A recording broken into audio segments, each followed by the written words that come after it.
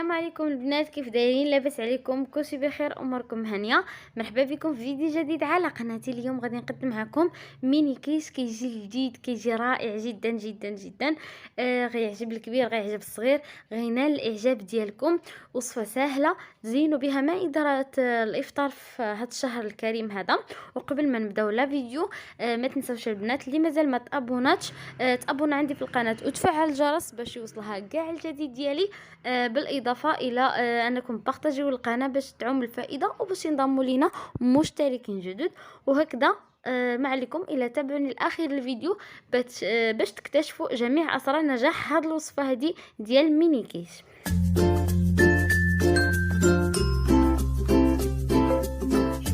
بالنسبه للمقادير البنات، عندي هنايا 3 الكيسان ديال الدقيق نوعيه جيده ديال العنبه، 3 كيسان ديال العنبه ديال دقيق نوعيه جيده الخاص بالحلويات. عندي هنايا واحد 4 المعالق ديال الماء احتياطا، ممكن تستعملها كامله ممكن لا.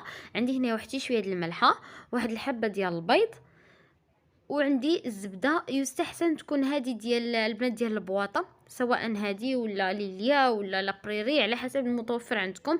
انا عندي هنايا فيتال. غتستعملوا الكميه تقريبا ديال 100 غرام ديال الزبده، كنديروها على داك الدقيق، كنبسبسو داك الدقيق شي شويه غير بيدينا بحال هكا. كنحاولوا نخدموه بلا ما ندوبوا ديك الزبده كامله، بلا ما ندخلوا فيه ديك الزبده كامله. كنحاولوا غير بحال هكا نخلطوها باش ما تبقاش هكا طريفات. كندخلوا ديك الزبده في داك الطحين مزيان. عاد غادي نجي باش نوريكم شنو غادي نضيف من بعد.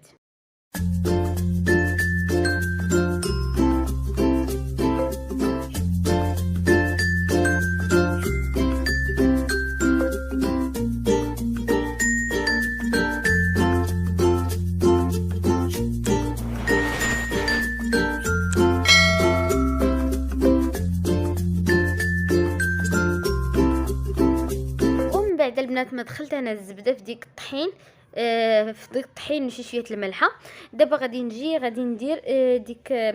ديك الحبه ديال البيض، غادي نكسرها في هذا الخليط كذلك، غادي نضيفها وغادي نجمع العجين بدون دلك. كنحاولوا نبقى نجمع العجين. الا خصني مازال يعني ما تجمعاتش العجين، كنبدا نزيد الماء بالمعلقه. كندير المعلقه الاولى وكنعاود نجمع العجينه بلا ما ندلكوا البنات.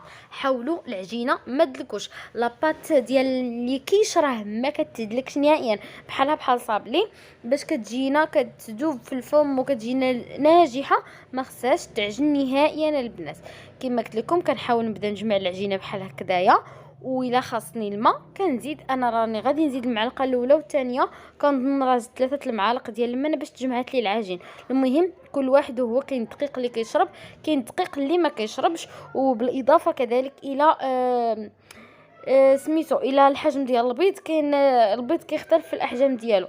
انا هنا درت 2 معالق صافي. وغادي نبدا نجمع العجين كتجمع البنات كيخصها تجي مجموعه قاصحه، ماشي العجينه تجي كمرخوفه ولا شي حاجه، لا تكون قاصحه وغير نجمعوها.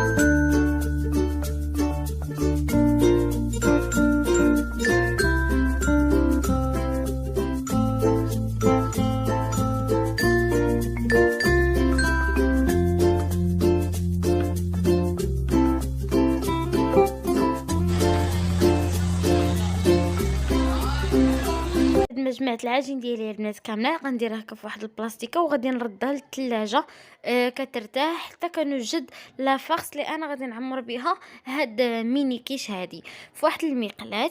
كنجيب كنشعل عليها العافيه وكندير فيها شي شويه ديال زيت المائده وغادي ندير فيها البنات شي شويه ديال صدر الدجاج تقريبا واحد قيمه صدر اولا نص. انا درت نص صدر دجاج ولكن صدر اللي هو كبير. درت نص صدر قطعته هكذايا مربعات غادي نقليه مع واحد الفص ديال الثوم. ممكن تستعملوا بودره الثوم الا عندكم. صافي غادي نقليهم مزيان وغادي نقول لكم شنو غنزيد مازال.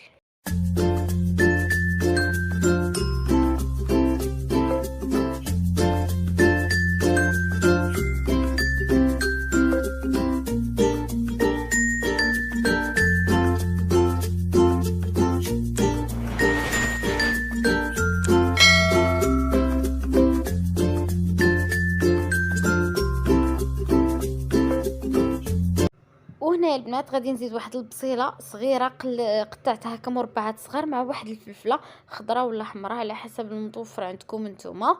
كتقطعوا مربعات صغيره وغادي نقليهم مع هاد الدجاج مزيان. انا هنا ضفت شي شويه الزيت لان بانت ليا ناقصه شويه الزيت. غادي ندير الملحه الابزار وغنخليهم يتقلاو مزيان مزيان وغادي نعاود نرجع معكم ونقول لكم شنو غادي نضيف مازال.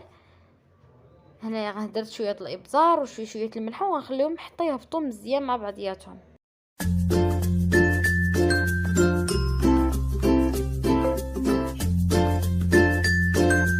وهنا البنات انا راني زدت حتى شي شويه ديال الفلفله حمراء اختياريه ممكن تضيفوها ممكن ما تضيفوهاش. انا هكا حبيت انهم انا لا فاخت لا بالعماره هكا تجي هكا شي شويه باللون يكون فيها هكايا اللون داكشي علاش درت شي شويه ديال الفلفله حمراء بالاضافه الى اللذه اللي كتزيد كذلك. صافي غادي نقليهم مزيان مزيان وغادي نزيد كذلك البنات لي زيبينا او السبانخ حتى هي غادي نضيفها في هذه العماره هذه. بالنسبه للبنات العماره اختياريه ممكن ديروا الدجاج مع البصله بوحديته ممكن ديروا غير البصيله مع الثومه المليحه بزر وديروا لي زيبينا كتجي لذيذه لذيذه لذيذه لذيذه يا البنات. غير ميني كيش ديال لي زيبينا بوحديتهم راهم كيجيو هائلين جدا جدا. نتمنى انكم يعني تجربوا هكا العمارات من عندكم ماشي بالضروره تقيدوا بهادشي اللي درت انايا. كما قلت لكم انا هنا غادي نزيد شي شويه ديال لي زيبينا. انا لي زيبينا يا البنات ديجا عندي كونجلي عندي في المجمد. احتفظت بهم في المجمد لان كانوا عندي كتار وكنت عارفه بلي غادي يخسروا لي لما احتفظت بهم في المجمد. ها نتوما كما كتشوفوا انا ضفت غير القليل فقط. صافي وغادي نتبل غادي نقلي كلشي مع بعضياته وغنعاود نرجع معكم.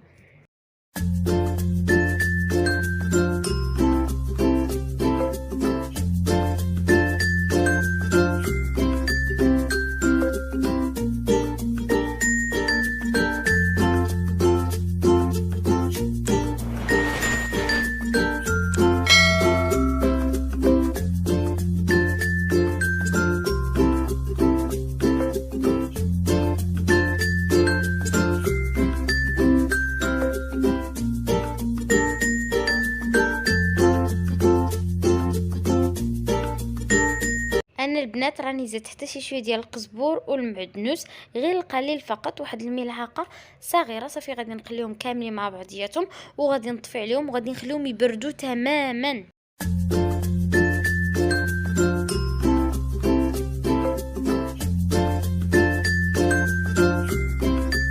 ومن بعد ما ارتحت لي العجينه البنات حيدتها من البلاستيكه غادي نجيب المول اللي انا غادي نديرها فيها.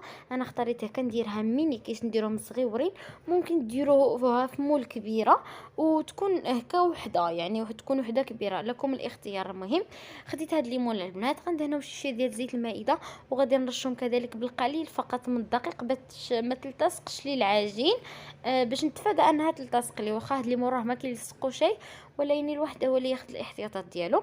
صافي وغادي نبدا نقطع شويه هكا ديال العجين وغادي نديرها في الوسط ديال الليمون. حاولوا هاد الكرات البنات يكونوا عندكم متساويين باش تجيكم لاباط يعني في نفس القياس.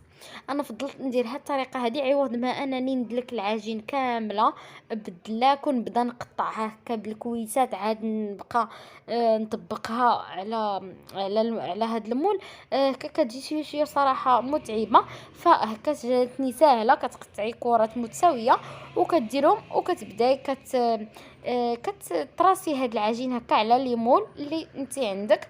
ممكن بهاد الطريقه اللي درت في الاول، وممكن انكم تشدوا العجين تبسطوها هكا في يديكم شويه، عاد تبداو تفرموها على المول باش ياخذ لا فورما ديال المول اللي عندكم، كما غادي نوريكم في الثانيه.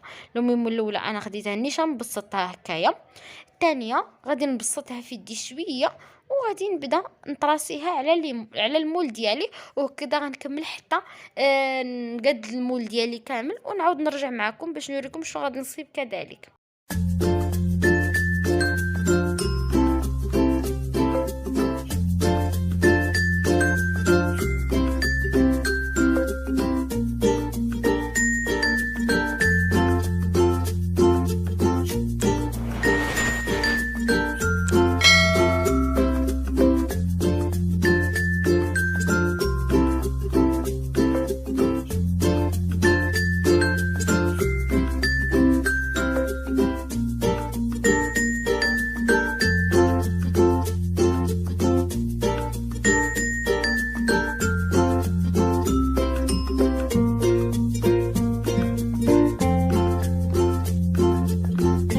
ومن بعد ما قديت البنات العجين ديالي كامل في ليمون، ودائما الزائد راه كتحيدوه، صافي غادي نجي كنتقبها شي شويه بالفخوشيط باش ما تندفخش لي العجين.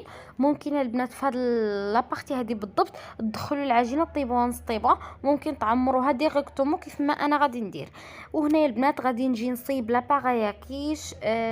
غادي نحتاج فيها جوج ديال البيضات، وغادي ندير معاهم كذلك واحد الكأس ديال الحليب، كأس العنبة ديال الحليب، وغادي نضيف لهم كذلك واحد شويه ديال الملح وشويه ديال الابزار، وغادي نضيف نصف كأس ديال خميره الحلويات بيكنج باودر، الخميره الحمراء اللي كنستعملوها هكا في الحلويات. غادي نستعمل منها قيمه نصف ديالها فقط، وغادي نخلط المكونات وغادي تكون لاباغاي كيش ديالي جاهزه يا البنات.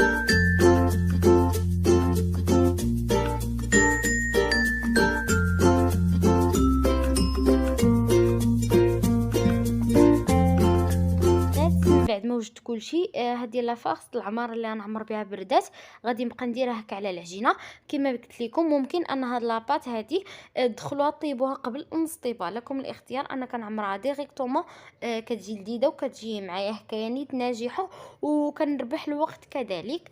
غنعمرها بهاد العمره هذه ديال الدجاج مع لي زيبينا، ومن بعد غادي نبدا ندير فيها ديك لاباغايا كيش اللي صيبط بالبيض مع الحليب مليحه بزيره، وكذلك خميره تاع الحلويات. صافي غادي نبدا نعمرهم هكا بهاد لاباغايا كيش، وغادي ندخلهم الفران على درجه حراره 180 درجه. كنشعل عليهم الفوق، كنشعل عليهم التحت عفوا، واحد تقريبا واحد 5 ديال الدقائق، عاد كنشعل عليهم حتى الفوق، وكيبقاو كيطيبوا من الفوق والتحت حتى كيطيبوا وكياخذوا اللون ديالهم. وبالاضافه البنات كذلك انا غادي نزيد هنا واحد الاضافه، غادي ندير فيهم شي شويه ديال الفرماج هكا من الفوق، فرماج الحمر. لكم الاختيار، ممكن ديروه ممكن تستغناو عليه، انا موجود عندي داكشي علاش ضفتو. نتوما والرغبه ديالكم، ممكن تضيفوه ممكن ما تضيفوش نهائيا، نتوما والاختيار ديالكم على حسب الرغبه ديالكم.